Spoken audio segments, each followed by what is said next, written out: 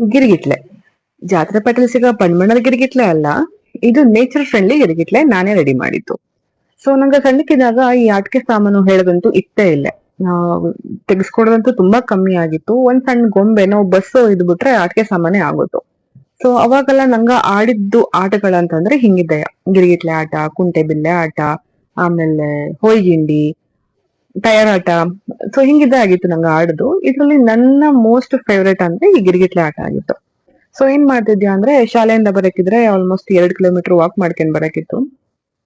Time pass ಆಗವಲ್ಲ ದಾರಿ ಮೇಲೆ. ಅವಾಗ ಏನ್ ಮಾಡಿದ್ರೆ ಕಾಂಪಿಟೇಷನ್ ತಗೊಳ್ಳೋದು. ಸೊ ಒಂದು ಜಾಗಕ್ಕೆ ಹೋಗಿ ಜಾಗನ ಸೆಟ್ ಮಾಡ್ಕೊಳ್ಳೋದು. ಆ ಜಾಗಕ್ಕೆ ಯಾರು ಫಸ್ಟ್ ಹೋಗಿ ರೀಚ್ ಆಗ್ತಾ ಅವು ವಿನ್ನರ್ ಅಂತ. ಅವಾಗ ಏನ್ ಮಾಡೋದು ಅಂದ್ರೆ, ಹಿಂಗಿದೊಂದು ಗಿರಿಗಿಟ್ಲೆ ರೆಡಿ ಮಾಡ್ಕೊಂಡು ಓಡ್ಬಪ್ಪದು.